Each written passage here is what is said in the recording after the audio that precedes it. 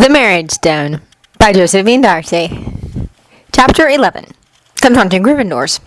Severus Snape stormed angrily through the halls of Hogwarts, students leaping out of his way as he passed them. His only consolation was that Sirius Black was stuck back in his dog form and banished from the hospital wing like he was. The rabid mongrel never could hold his tongue, and if Black knew Harry even half as well as Severus did, he would have known the crazy Gryffindor would throw himself on a sword to protect his godfather. He should have known he'd try to keep them from fighting, ripping open his own wound like that.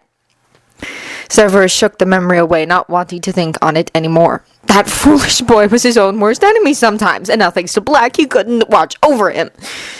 Poppy would calm down eventually, he told himself. And Lupin was still there. Lycanthropy aside, Lupin was decent enough. Professor? Snape turned in surprise, shocked that one of the little brats in the hallway actually had the gall to speak to him, despite the scowl on his face warning them off. Hermione and Ron stood behind him, and he stifled the angry words that sprang to his lips. Yes, he bit out instead. We were just on our way to see Harry, Hermione explained. Is he doing any better? If you can manage to keep that rabid dog away from him, I'm sure he'll make a full recovery, Snape informed them, noting the flush that crossed both their features. He sighed inwardly. They were all Gryffindors, of course, loyal to the bone, and sadly that included Black. He loves Harry, Ron protested, leaping at once to Black's defense. And he can take care of him better than... Hermione elbowed Ron hard in the side, shutting him up before he could finish his statement, which Snape would no doubt have to take him to task over.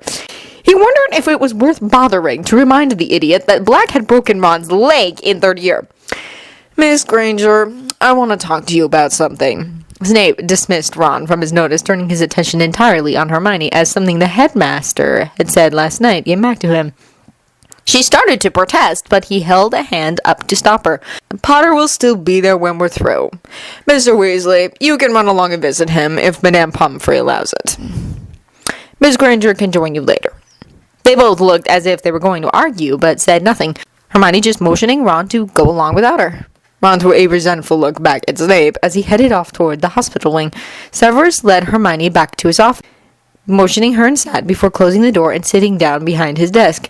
She sat in the chair opposite him, staring at him curiously. She had never had quite the same fear of him as the other students, though he'd certainly been cruel enough towards her. Hard to maintain the fiction of a loyal Death Eater who favored his Slytherin allies when faced with such a brilliant Gryffindor. Giving Draco Malfoy marks equal to Granger's had galled him to no end. He'd met very few people who could match the girl's intellect.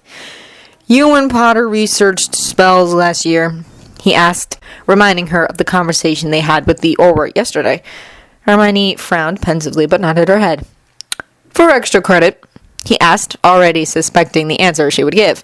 She stared at him thoughtfully, as if trying to come to some sort of a decision. Finally, she shook her head. No, sir, it wasn't schoolwork exactly. We just thought that Harry should have some extra help with some things. Go on, he prompted. Hermione sighed. Defense against the dark arts classes haven't exactly been overly helpful, she pointed out, sounded somewhat irritated. Professor Quirrell and Lockhart were useless. Professor Mooney turned out to be a Death Eater in disguise, and he spent all his time teaching us the Unforgivables, which Harry doesn't want to use. And all Professor Mackerel taught us last year was how to recognize poisoned food. Professor Lupin's been the only decent teacher we've ever had. She didn't bother hiding her resentment of the fact that he was responsible for Lupin's dismissal. At the time, he hadn't had much of a choice. Lucius Malfoy had insisted he find a way of getting rid of him, and exposing him as a werewolf had been the only thing he could think of. And truth of the matter was, Lupin had screwed up. His failure to take his potion had nearly cost them several lives. In any event, sir, we just figured that if Harry was going to survive Voldemort's attacks, then it was up to us to prepare him, Hermione continued, and Snape had to admire her for her initiative. So we began studying on our own. That was good thinking, Miss Granger, Snape said grudgingly, noting the look of surprise in her face when she realized he had complimented her. What can you tell me about this King's Voice spell? Whatever it was Albus had discovered about the spell had startled him, and very few things startled Albus Dumbledore after over a century and a half. Well, it's like I said yesterday, sir, Hermione explained. It was a precursor to the Imperius, but it doesn't seem to be as powerful as the Imperius, but it's just as effective if it works. If it works. She nodded thoughtfully. That's just it, sir. It doesn't seem to work very well. I never got it to work. Neither did Ron when he tried it. But it worked for Mr. Potter. Yes, sir, she agreed. We figured it required someone really powerful to use it, which is probably another reason it fell out of favor. Did you find other spells that had fallen out of favor? There were a number of them, she admitted, though most of them weren't any use to us. It's not like you can practice demon banishing spells on your friends. You sort of have to summon a demon first. Severus paled at that. Miss Granger, I hope you haven't been messing around with demon summoning. That particular area of knowledge was considered perhaps the darkest of all the dark arts, and there was no way to play at it without tainting your own soul irrevocably. Of course not, sir! Hermione exclaimed in shock, and the look of outrage on her face relieved him far more than he cared to admit. The thought that Harry Potter, of all people, might have dabbled in such darkness alarmed him in ways he didn't want to think about. Contrary to your preconceived notions, we aren't stupid. And if Harry won't use the unforgivables even in his own defense, why would you think he would mess around with something like that? Miss Granger, you are laboring under a number of misconceptions. It is not your intelligence I question, but the Gryffindor nature to rush in blindly. He saw by the flicker of amusement in her eyes that she recognized his backhanded compliment. Smart little witch. You could almost grow to like her. You know, sir, Slytherins do not have the market cornered on guile. So the headmaster likes to inform me. Severus agreed mildly. Thank you, Miss Granger. That will be all. She stood to leave, then paused at the door, glancing back at him. Professor, why doesn't the headmaster do something about our defense against the dark arts classes? Professor Dubois this year is just as bad as Professor Mackerel was. Surely he could find a better teacher. Severus frowned at her. You mean, why aren't I teaching the class? She nodded. Because it wouldn't make any difference, Miss Granger, he informed her.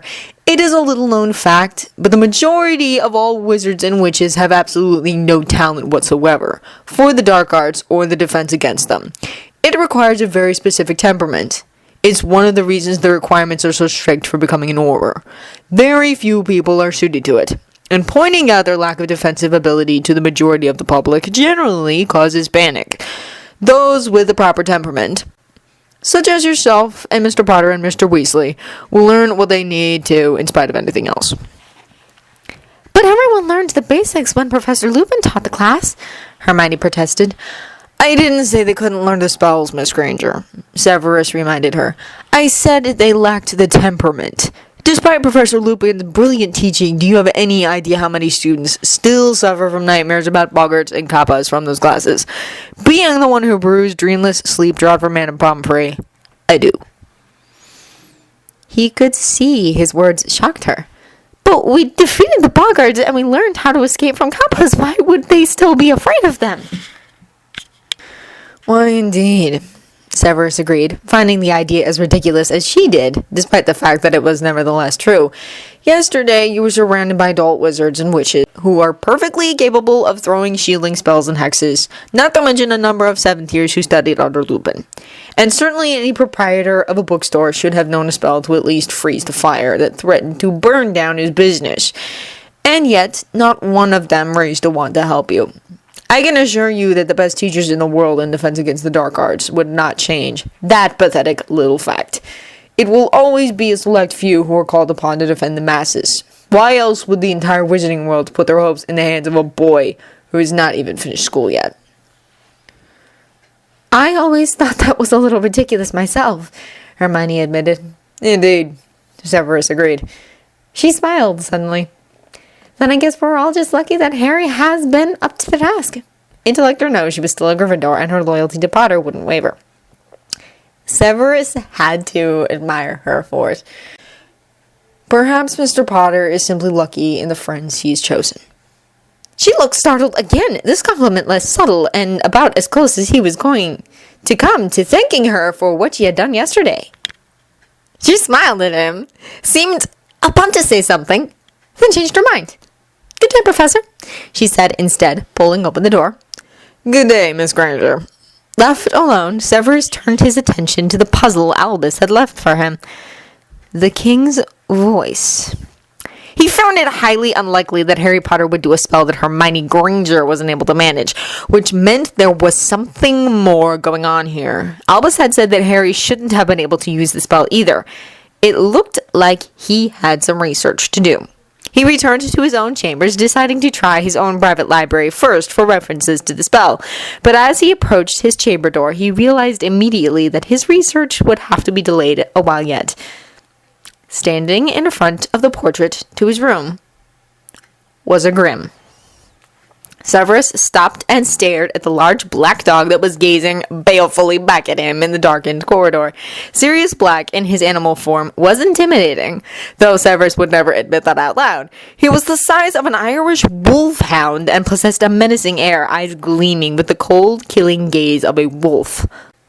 All things considered, he and Lupin were well matched. Severus fought the impulse to go for his wand, standing instead stock still in the hallway, meeting the dark gaze with one equally dark.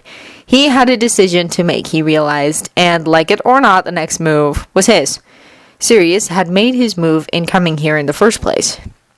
He wanted to hex him, or at the very least drive him away, but he couldn't help think of the smile that had lit up Harry's face when he'd seen his godfather beside him.